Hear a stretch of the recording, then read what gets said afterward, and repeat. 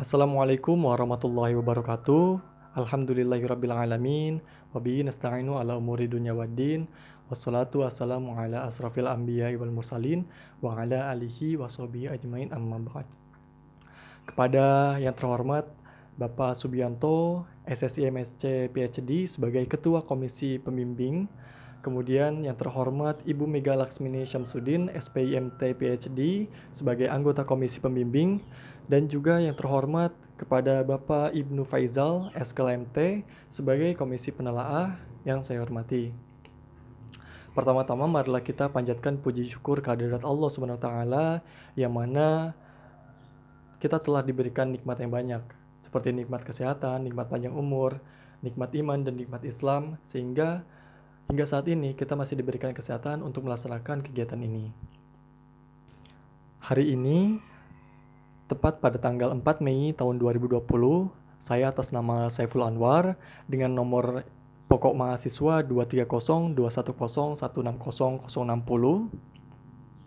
Program Studi Ilmu Kelautan Fakultas Perikanan dan Ilmu Kelautan Universitas Padjadjaran akan mempresentasikan usulan riset saya yang berjudul Rancang Bangun Sistem Monitoring Parameter Oceanografi secara real-time berbasis Internet of Things atau IoT menggunakan microcontroller ESP32. Secara garis besar, presentasi ini akan dibagi menjadi 3 bagian. Yang pertama bagian pendahuluan, bagian tinjauan pustaka, dan metodologi riset. Bagian pendahuluan mencakup mengenai latar belakang.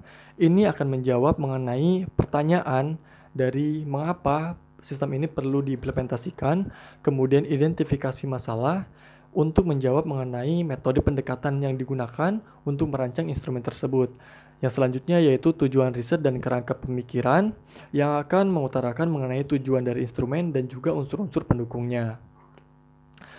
Bab kedua yaitu tinjauan pustaka. Di sini saya akan menjelaskan dan mengutarakan mengenai prinsip kerja instrumen dan prinsip perhitungan dari wind hindcasting dan wind forecasting. Karena hal ini akan menjadi poin-poin penting atau poin-poin algoritma yang akan dijadikan sebagai algoritma pemrograman dalam implementasi instrumentasi ini. Bagian yang ketiga yaitu metodologi riset yang mencakup mengenai wilayah dan waktu riset, prosedural riset, dan analisis, koreksi, serta validasi data yang dihasilkan dari pengukuran dan uji coba yang ada di lapangan. Wilayah yang dimaksud adalah wilayah uji coba yang digunakan untuk pengambilan data sampel dalam proses uji coba instrumen yang ada di lapangan. Latar belakang masalah. Gelombang laut adalah faktor penting dalam pelayanan data meteorologi laut.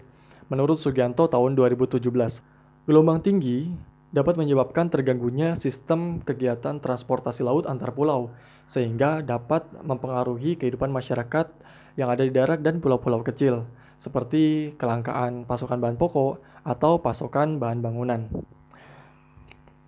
Nah, energi gelombang dan energi angin dapat menyebabkan kerusakan pantai. Energi angin akan membangkitkan gelombang yang selanjutnya gelombang akan terdeformasi menjadi arus menyusur pantai. Nah, arus menyusur pantai ini yang akan memindahkan dan mengangkut partikel-partikel sedimen dari suatu lokasi ke lokasi yang lain. Dan itulah yang menyebabkan coastal erosion. Coastal erosion atau perubahan garis pantai. Gelombang laut yang dibangkitkan oleh angin atau wind generated waves memiliki peran yang sangat penting pada perencanaan pembangunan di wilayah pesisir dan laut. Hal tersebut didasari karena gelombang merupakan parameter yang memiliki pengaruh besar dalam berbagai fenomena yang terjadi di pesisir dan laut. Fenomena tersebut seperti transport sedimen, transport littoral, coastal erosion, dan juga transport polutan. Karakteristik gelombang seperti ini juga yang sangat berdampak secara langsung terhadap aspek desain dari bangunan yang ada di pesisir dan laut. Nah, seperti elevasi bangunan atau struktur yang berkaitan dengan tinggi gelombang. Kemudian layout bangunan atau struktur yang berkaitan dengan arah gelombang dan transport littoral, hingga kekuatan struktur terhadap gelombang laut. Namun dari hal itu semua, sayangnya faktanya di Indonesia ketersediaan data observasi gelombang dan parameter laut lainnya itu masih sangatlah terbatas. Nah, penyebab keterbatasan ini adalah karena biaya operasional yang mahal dan tingkat kesulitan teknis yang tinggi pada saat pembangunannya atau pada saat riset pembangunannya. Hal ini menyebabkan dalam tahap perencanaan kerap kali dijumpai justifikasi data dalam penentuan kriteria desain. Sebagai akibatnya seringkali justifikasi data yang tidak benar atau yang kurang sempurna dalam pengukuran kerap kali menjadikan kegagalan sistem failure. Nah, data yang tidak tepat sasaran. Sistem failure ini seperti overtopping karena limpasan air laut, kemudian structural damage yang disebabkan karena coastal erosion. Nah, dari itu semua, untuk mengatasi keterbatasan dan data observasi gelombang laut ini, selama bertahun-tahun para engineer dan para ilmuwan telah mengembangkan metode yang tepat yang dapat mengisi kekosongan data gelombang laut ini. Gaya pembangkit utama gelombang laut atau wind generated waves yang berupa angin itu yang dijadikan sebagai dasar atau yang dijadikan sebagai tolok ukur untuk dapat menghitung parameter gelombang laut. Nah, prinsip dasar dari metode ini adalah menggunakan data historis dari kecepatan dan arah angin untuk secara statistik dihitung untuk mendapatkan nilai tinggi dan juga periode gelombang. Nah, metode ini yang disebut dengan wind hindcasting atau wind forecasting atau dalam bahasa Indonesia disebut dengan peramalan gelombang. Walaupun istilah peramalan itu dirasa kurang tepat karena tidak melakukan atau tidak meramal untuk masa yang akan datang. Sebaliknya, namun menghitung pembangkitan gelombang secara historis pada masa lampau. Masa lampau dapat dikatakan 30 detik setelahnya, 1 menit, 1 jam, atau 1 tahun. Oleh karena itu, dalam penelitian ini, masa lampau yang digunakan adalah 30 detik. Identifikasi masalah, tujuan, dan kegunaan. Pendekatan yang dilakukan agar permasalahan tersebut dapat diselesaikan atau permasalahan keterbatasan data observasi gelombang ini dapat diselesaikan adalah dengan cara merancang sistem monitoring data angin, gelombang, dan pasang surut secara real time, sehingga dapat diketahui pola pergerakan angin yang dapat membangkitkan gelombang dengan tujuan dapat meminimalisir pengaruh-pengaruh gelombang laut terhadap berbagai aspek negatif yang terjadi terhadap kehidupan masyarakat yang berada di perairan atau di pesisir Indonesia. Adapun permasalahan dalam riset ini dirumuskan sebagai berikut. Yang pertama, bagaimana cara membuat sistem instrumentasi kelautan yang dapat memonitoring data parameter oceanografi secara real time-nya. Kemudian yang kedua adalah bagaimana cara validasi data yang dihasilkan dari instrumentasi tersebut. Nah, sebelum kita masuk ke tujuan riset, saya akan mengutarakan mengenai maksud dari riset ini adalah untuk merancang sistem instrumentasi kelautan yang dapat mengukur berbagai parameter fisik kelautan seperti angin, tinggi gelombang, periode gelombang, dan juga parameter pasang surut air laut. Hal ini saya mengacu kepada 3 penelitian, yaitu penelitian dari Angkotasan tahun 2012 dan juga Triwahyuni tahun 2015 dan juga Yang et al. Tahun 2018 yang menyebutkan bahwa ada 3 parameter penting yang dapat mengubah bentuk muka laut, yaitu parameter angin, gelombang, dan juga pasang surut air laut. Dan 3 parameter ini juga yang dapat menyebabkan kerusakan infrastruktur pantai dan mempengaruhi alur transportasi laut, sehingga dapat menyebabkan terhambatnya distribusi pasokan barang dari jalur transportasi laut kepada masyarakat di pulau-pulau kecil. Oleh karena itu, dalam riset ini saya menggunakan sensor yang dapat mengambil data dari ketiga parameter tersebut. Adapun tujuan dari riset ini adalah yang pertama, membuat sistem monitoring data oceanografi secara real time. Yang kedua adalah bagaimana atau memvalidasi data yang meliputi koreksi data, komparasi dengan instrumen yang telah ada sebelumnya, dan juga perhitungan indeks error menggunakan root mean square error atau RMSE. Sesuai dengan statement dari Wibowo tahun 2010. Selanjutnya yaitu kegunaan dari riset ini. Riset ini saya harap mampu memberikan kontribusi dan membantu masyarakat pesisir dan instansi baik pemerintahan maupun swasta dalam menentukan data pasang surut air laut, angin, dan juga gelombang secara real time, sehingga memberikan kemudahan dalam akurasi dan pengambilan data observasi kelautan.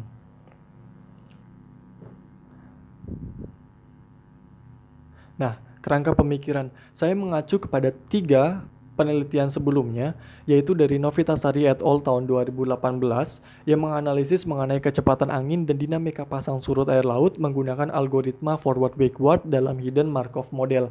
Nah, Novitasari meneliti di Tanjung Perak, Surabaya, meneliti mengenai pasang surut air laut, dinamikanya, dan juga kecepatan angin, sehingga dapat memberikan proyeksi terhadap masyarakat jika akan melaut. Novitasari memberikan statement bahwa analisis penelitiannya ini dapat digunakan sebagai acuan untuk forecasting. Oleh karena itu, saya merujuk kepada penelitian ini, salah satunya. Kemudian yang kedua adalah dari Yang et al. Tahun 2018 yang memanfaatkan teknologi cloud computing dan Internet of Things untuk survei kelautan dan pemetaan yang menggunakan sensor temperatur, tekanan, dan juga sensor angin. Ini 80% mirip dengan penelitian ini. Namun, perbedaannya yaitu Yang et al. Tahun 2018 itu, Internet of Things langsung masuk ke sistem cloud computing atau sistem penyimpanannya, tidak dipublikasikan untuk khalayak.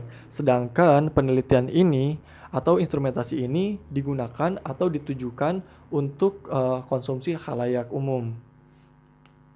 Selanjutnya yaitu Khotimah et al. Tahun 2016 dengan alatnya yaitu Motiwali. Khotimah merupakan mahasiswa ITK dari Institut Pertanian Bogor yang melakukan pengembangan dari teknologi pengukur pasang surut otomatis atau Motiwali menggunakan sinyal radio atau SIM. Saya tidak tahu apa alasan menggunakan sinyal radio atau SIM. Namun perbedaannya saya menggunakan sistem dari Wi-Fi. Nah, saya juga merujuk dari penelitian ini untuk analisis datanya. Analisis data yang dihasilkan oleh Khotimah et al. Itu menggunakan analisis data dari metode quantitative forecasting dan juga analisis data dari komparasi data dan juga RMSE.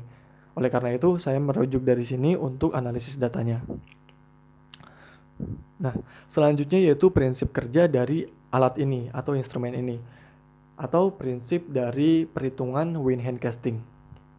Nah, sebelumnya kita telah tahu bahwa pembangkitan dan peluruhan gelombang laut itu diakibatkan karena adanya interaksi antara laut dan atmosfer sehingga berimplikasi secara langsung pada ketersediaan data meteorologis. Nah, data meteorologis ini adalah data angin. Ya, data angin sebagai prasyarat perhitungan gelombang laut. Data angin dapat dikatakan menjadi salah satu kunci utama yang menentukan keakuratan perhitungan gelombang menggunakan metode-metode parametrik yang tersedia nantinya. Oleh karena itu, tahapan pertama atau tahap awal yang paling penting dalam peramalan gelombang atau wind hand casting ini adalah ketersediaan dan perhitungan data angin yang baik. Secara umum, data angin yang digunakan adalah data angin permukaan atau surface wind yang berasal atau data surface wind ini berada pada suatu lapisan atmosfer khusus yang disebut dengan constant shear layer. Lapisan ini berada pada ketinggian 0 meter di atas permukaan laut hingga 10 meter di atas permukaan laut. Sebagian besar metode peramalan gelombang ini menggunakan pendekatan kecepatan angin pada ketinggian 0 sampai 10 meter. Namun ada beberapa kondisi di mana data angin yang dihasilkan itu tidak berada pada ketinggian 10 meter. Maka dari itu terdapat beberapa pendekatan sederhana yang dihasilkan oleh Short Protection Manual atau SPM 1984 untuk menghitung dan mengoreksi data angin di elevasi tersebut, yaitu menggunakan rumus ini. U10 sama dengan UZ kali 10 per Z dipangkatkan sepertujuh. Nah, Z itu adalah ketinggian observasi angin dalam meter. Namun, syarat dari formulasi ini yaitu formulasi ini berlaku hanya pada elevasi yang kurang dari 20 meter, sehingga 15 meter masih masuk. Untuk menghitung nilai angin pada ketinggian 10 meter, SPM 1984 juga memberikan berbagai formula untuk mengkoreksi data angin. Selain koreksi ketinggian, ada koreksi stabilitas, koreksi lokasi, dan juga koreksi untuk parameter yang lainnya. Tahapan selanjutnya setelah pemrosesan data angin adalah penggambaran delineasi bidang pembangkitan gelombang atau yang biasa disebut dengan FET. Nah, SPM 1984 menyarankan bahwa kecepatan angin dapat dianggap konstan apabila variasi tidak melampaui 5 knot atau 2,5 meter per sekon dari rata perharinya. Setelah data angin yang meliputi kecepatan, arah, dan juga phase didapatkan, barulah perhitungan peramalan gelombang ini dapat dilakukan dengan menggunakan metode-metode parametrik yang telah ada sebelumnya. Dan ini contohnya menggunakan metode SMB atau Sverdrup-Monge-Bertsnager. Ini setelah didapatkan regresinya, kemudian dikonversi kecepatan angin dari meter per sekon menjadi knot yang dikalikan dengan 0,51 meter per sekon.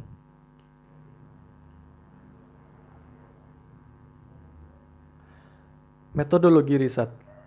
Metode riset mencakup mengenai wilayah dan waktu, alat dan bahan, prosedural riset, serta analisis, kalibrasi, dan juga validasi data yang dihasilkan dari perhitungan gelombang dan juga uji coba instrumen secara langsung di lapangan. Oke, wilayah dan waktu. Nah, wilayah uji coba instrumentasi ini berada pada latitude 64219 3S sampai dengan longitude 108,34 kali 10. Nah, atau berada pada Pelabuhan Cirebon, Kota Cirebon, Provinsi Jawa Barat. Pemilihan lokasi riset ini dilakukan dengan metode purposive sampling. Lokasi ini dipilih berdasarkan perhitungan phase dan perhitungan significant wave height yang telah ada sebelumnya di studi literatur. Dalam studi literatur, lokasi atau rentang lokasi yang dihasilkan yaitu pada rentang koordinat 6 hingga koordinat 5 atau rentang jarak dari kota Jepara, Provinsi Jawa Tengah hingga kota Cilegon, Provinsi Banten. Nah, penentuan titik lokasi uji coba ini, uji coba yang merah ini dipilih berdasarkan pertimbangan antara kemudahan pemasangan dan ruang terbuka sehingga meminimalisir adanya error data yang disebabkan oleh faktor eksternal. Kemudian untuk perlakuan uji coba akan dilaksanakan pada tanggal 1 Juni tahun 2020 sampai dengan 15 Juni tahun 2020. Nah, uji coba ini dilakukan selama 14 hari hingga 15 hari agar diperoleh nilai koefisien korelasi yang baik menurut Prasetyo tahun 2016. Oke. Nah, waktu dan tempat. Waktu pelaksanaan riset ini sebenarnya telah dimulai dari bulan Desember tahun 2019 dan direncanakan atau estimasi hingga bulan Juli tahun 2020. Nah, lokasi pelaksanaan riset untuk perencanaan dan konsepting, penulis menggunakan Laboratorium Ilmu dan Teknologi Kelautan, Gedung 3 FPK Unpad, sedangkan untuk perancangan hardware dan perancangan software itu dilakukan di Laboratorium Komputer Gedung 2 FPK Unpad, dan untuk uji coba instrumentasi direncanakan di Pelabuhan Cirebon, Kota Cirebon, Jawa Barat untuk penghasilan data yang akan dianalisis. Oke. Alat dan bahan. Alat-alat yang digunakan cukuplah banyak karena alat-alat ini menggambarkan beberapa pemilihan material yang digunakan pada saat perancangan instrumen. Nah, saya menggunakan microcontroller NodeMCU ESP32 sebagai kontrol penuh dari sensor dan atribusi-atribusi yang digunakan. Nah, mengapa NodeMCU bukan Arduino? Karena NodeMCU ESP32 ini telah dilengkapi dengan modul IoT atau modul Wi-Fi sehingga tidak perlu menggunakan hardware yang lainnya sehingga instrumentasi terlihat lebih simple. Cukup hanya beberapa kabel saja. Kemudian yang kedua adalah board sebagai media konektivitas antar sensor. Yang ketiga adalah kabel jumper male to male, kemudian male to female, ada kabel jumper female to female. Itu yang digunakan 8 buah kabel jumper masing-masing sebagai alat untuk mengkoneksikan antar sensor dan juga atribusi-atribusi pada Broadcom. Nah, sebagai penghubung power dan pemrograman microcontroller dengan laptop, saya menggunakan kabel USB tipe 50 cm. Laptop yang saya gunakan adalah MacBook Pro MD101 sebagai input program dan juga alat instalasi untuk software. Sebenarnya untuk laptop ini dapat digunakan hampir seluruh merek laptop dapat digunakan, namun saya menggunakan MacBook Pro MD101 karena adanya.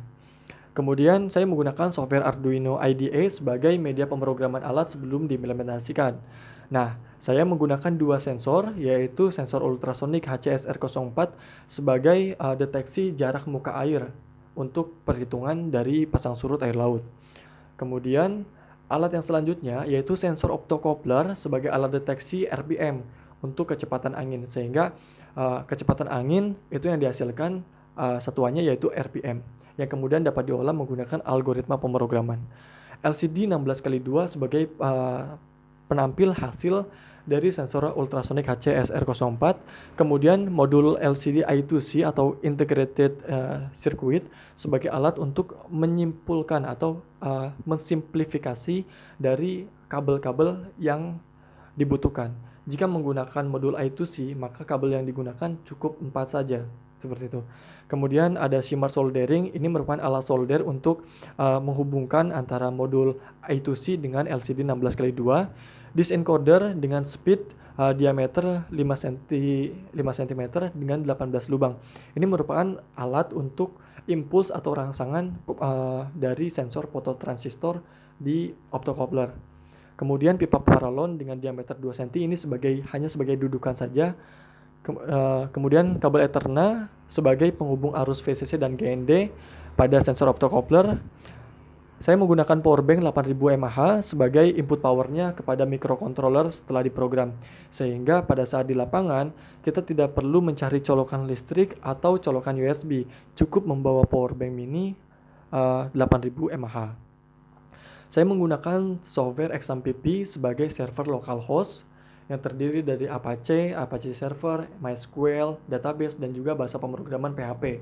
Software Sublime Text 3 saya gunakan sebagai bahasa pemrograman untuk membuat desain dari websitenya, MySQL sebagai wadah yang memuat data sensor atau database, Cutter sebagai alat untuk memotong-motong bagian-bagian tertentu, dan juga kabel jumper. Software Proteus 8 saya gunakan sebagai merancang modeling sebelum implementasi dari instrumentasi ini. Paralon dan meteran saya gunakan sebagai alat palem-pasut untuk pengukuran secara manualnya, sehingga pengukuran manual dan pengukuran otomatis dapat komparasi untuk analisis data dan validasi data. Nah, bahan yang digunakan hanya 4 bahan, yaitu kawat timah untuk merekatkan modul I2C dan juga LCD 16x2. Saya membutuhkan bahan juga dari data sekunder, yaitu data tinggi gelombang, data periode gelombang, dan data pasang surut air laut, yang ketiga-tiganya yaitu dengan tujuan untuk kompresi data pengukuran lapangan. Oke, berikut merupakan prosedur riset yang saya buat. Nah, prosedur ini dimulai dari konsep perhitungan dan juga perancangan. Saya lakukan di gedung Ilmu dan Teknologi Kelautan di gedung 3. Kemudian perhitungan phase dan significant wave height saya menggunakan studi literatur, karena perhitungan phase dan perhitungan significant wave height ini membutuhkan analisis yang cukup kuat, sehingga dan membutuhkan waktu yang cukup banyak, seperti itu. Kemudian setelah itu yaitu penentuan komponen dan desain rangkaian. Penentuan komponen juga sangat berpengaruh terhadap pemilihan material-material yang akan digunakan pada saat perancangan instrumentasi ini. Karena penentuan komponen ini, seperti kenapa saya tidak menggunakan Arduino tetapi menggunakan ESP32, karena agar terjadi simple seperti itu. Jika menggunakan Arduino, mungkin saya membutuhkan beberapa kabel, namun jika menggunakan ESP32, cukup menggunakan beberapa kabel saja, sehingga instrumentasi ini terlihat lebih simpel dan tidak rumit. Selanjutnya yaitu pembuatan model rangkaian dengan software Proteus 8. Sebelum kita melihat atau memilih material-material atau komponen-komponennya, saya membuat rangkaian terlebih dahulu menggunakan software Proteus 8. Ditujukan agar model rangkaian ini dapat berfungsi sepenuhnya sebelum saya merancangnya. Oleh karena itu harus dimodeling terlebih dahulu. Setelah modeling berhasil, kemudian direalisasi rancangan tersebut dan rancangan dari sensor tersebut. Setelah dirangkai, kemudian dicek apakah komponen dapat berfungsi ataupun tidak. Jika komponen berfungsi, maka dapat dilanjutkan ke tahap selanjutnya, yaitu pemrograman rangkaian menggunakan bahasa C. Namun jika komponen tidak berfungsi, maka kembali lagi ke pembuatan model rangkaian dengan software Proteus 8. Nah, jika pemrograman rangkaian telah selesai, maka disinkronisasi antara komponen dan juga programnya agar menghasilkan data yang sesuai harapan. Nah, setelah sinkron, kemudian sistem itu diuji dan kita pertanyakan apakah sistem dapat bekerja dengan baik atau tidak. Jika sistem dapat bekerja dengan baik, maka hasil yang didapatkan dapat dianalisis melalui pengujian sistem, yaitu reaksi alat dan range linearitas dari RMSE.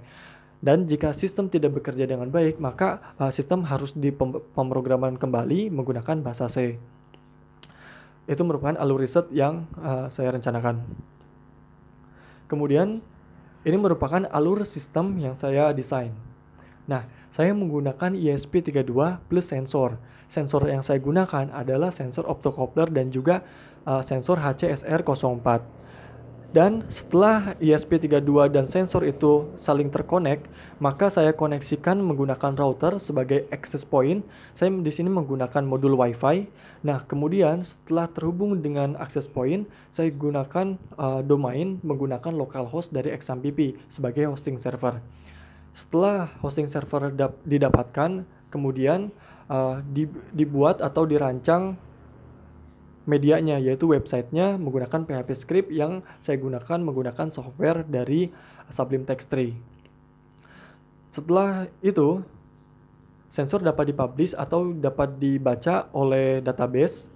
Nah, saya menggunakan database ini menggunakan modul MySQL yang terdapat di PHP MyAdmin. Setelah MySQL dapat dirancangkan, kemudian dikoneksikan menggunakan PHP script kembali, yaitu espchart.php, itu yang rename saya, menggunakan software Sublime Text 3. Nah, setelah dari awal sampai database, dari sensor dan database telah saling terkoneksi, maka tahapan selanjutnya yaitu memvisualisasikan data tersebut sebagai chart yang divisualisasikan melalui media website. Nah, media website ini dapat dicari atau dapat dilihat oleh siapapun dan dimanapun asal ada koneksi internet. Oleh karena itu, mengapa saya menggunakan metode atau modul dari WiFi ini. Dan ini merupakan rancangan yang saya buat menggunakan software Proteus 8. Yang pertama dari sensor optocoupler dan sensor HCSR04. Dan kedua rangkaian ini nantinya akan menjadi satu rangkaian dan akan menjadi simplifikasi rangkaian yang simple seperti itu. Dan jadikan satu instrumen, yaitu instrumen yang akan saya buat. Ini merupakan model yang saya rencanakan. Yang pertama yaitu ada anemometer cup yang saya gunakan sebagai alat untuk mengambil data atau mengambil sensor kinetik untuk menggerakkan piringan pengkode atau disk encoder 5 cm yang berjumlah 18 lubang. Nah, dari lubang-lubang tersebut kemudian dideteksi oleh sisi-sisi deteksi oleh sensor optocoupler dengan prinsip fototransistor. Nah, prinsip fototransistor ini membutuhkan daya dengan minimal 5 volt. Setelah itu, kemudian dirangkai ke microcontroller dengan pemrograman bahasa C. Dari algoritma-algoritma dari prinsip-prinsip win hindcasting dan win forecasting tersebut kemudian dijadikan sebagai poin-poin algoritma. Nah, dari poin algoritma tersebut dijadikan sebagai impuls ke pemrograman microcontroller sehingga dari sensor data itu dapat dihasilkan data yang dapat dikonsumsi oleh khalayak. Kalibrasi adalah proses pengecekan dan pengaturan akurasi dari alat ukur dengan cara membandingkannya dengan standar atau tolok ukur. Nah, tujuan dari kalibrasi data gelombang adalah untuk mewakili signifikansi tinggi gelombang maksimum di perairan dengan mencocokkan model dengan kondisi aktual. Nah, menurut Sugianto tahun 2017, model dengan kondisi aktual tersebut dapat digunakan untuk kebutuhan rekayasa praktisi pantai, sehingga model ini dapat digunakan sebagai kebutuhan rekayasa praktisi, yaitu pembuatan dari instrumentasi ini, sehingga nilai-nilai ini dapat dicocokkan untuk kalibrasi instrumentasi tersebut. Oleh karena itu, sebelum instrumentasi ini digunakan, untuk mengkalibrasinya, instrumentasi ini harus diset terlebih dahulu sesuai dengan angka-angka yang ada dalam tabel-tabel ini. Selanjutnya yaitu analisis data. Nah, analisis data ini saya menggunakan analisis deskriptif komparatif dengan pendekatan kuantitatif forecasting, yaitu dengan cara membandingkan data alat otomatis yang dibuat dengan data pasang surut yang didapatkan dari instansi terkait. Oleh karena itu, pada saat di alat dan bahan, saya mencantumkan beberapa data-data sekunder yang akan saya gunakan untuk komparasi data dari hasil pengukuran di lapangan. Nah, kemudian validasi data pada penelitian ini dilakukan dengan cara membandingkan data dari konstituen pasang surut dengan perangkat lunak yang telah dikembangkan. Nah, misalnya yaitu palang pasut yang saya gunakan. Jadi, pengukuran manual dengan perangkat lunak yang saya kembangkan. Setelah itu, kemudian saya merujuk kepada penelitian dari Hotima et al. Tahun 2016 yang menggunakan metode RMSE untuk menilai atau mengecek indeks error dari suatu instrumentasi dengan nilai XA yaitu nilai konstanta pasut dan XB itu merupakan hasil data dari referensinya atau data dari sekunder. Nah, saya merencanakan timeline riset ini telah dilaksanakan dari bulan Desember tahun 2019 yang meliputi perencanaan dan juga konsepsi dari alat tersebut. Kemudian pada bulan Januari hingga Mei ini saya merancang hardware dan juga softwarenya. Kemudian perencanaan atau estimasi pada bulan Mei hingga bulan Juni yaitu uji coba di lapangan, yaitu di Pelabuhan Cirebon, Kota Cirebon, Provinsi Jawa Barat. Setelah itu estimasinya yaitu pada bulan Juli analisis data dapat dihitung dan juga dapat dimasukkan ke dalam laporan. Nah, pada bulan Mei hingga Juni ini merupakan proses trial dan error. Oke. Nah, setelah bab 1, bab 2, dan bab 3 selesai, setelah itu saya merencanakan outline dari bab 4-nya. Yang pertama yaitu perhitungan dengan forecasting atau win hindcasting-nya yang meliputi data sekunder yang telah saya buat, yang telah saya dapatkan, kemudian saya hitung dan menghasilkan data forecasting sesuai dengan data lapangan. Kemudian pemrograman instrumennya bagaimana. Yang ketiga yaitu pemrograman websitenya bagaimana, alurnya dari implementasi dari alur tersebut. Yang terakhir yaitu analisis dari data tersebut. Saya insya Allah menggunakan analisis numerik. Oke. Itulah presentasi yang telah saya sampaikan. Saya atas nama Saiful Anwar dari Program Studi Ilmu Kelautan Fakultas Perikanan dan Ilmu Kelautan Universitas Padjadjaran mengucapkan terima kasih yang sebanyak-banyaknya terhadap Bapak Ibu, Bapak Subianto, SSI MSc PhD sebagai Ketua Komisi Pembimbing, kepada Ibu Mega Laksmini Syamsuddin, SPyMT PhD sebagai anggota Komisi Pembimbing, dan juga kepada Bapak Ibnu Faizal, Eskel MT sebagai Komisi Penelaah. Kemudian mohon maaf yang sebesar-besarnya apabila ada atau banyak perkataan yang kurang sesuai dan juga penulisan yang kurang sesuai. Mohon maaf. Wabillahi taufiq wal hidayah. Wassalamualaikum warahmatullahi wabarakatuh.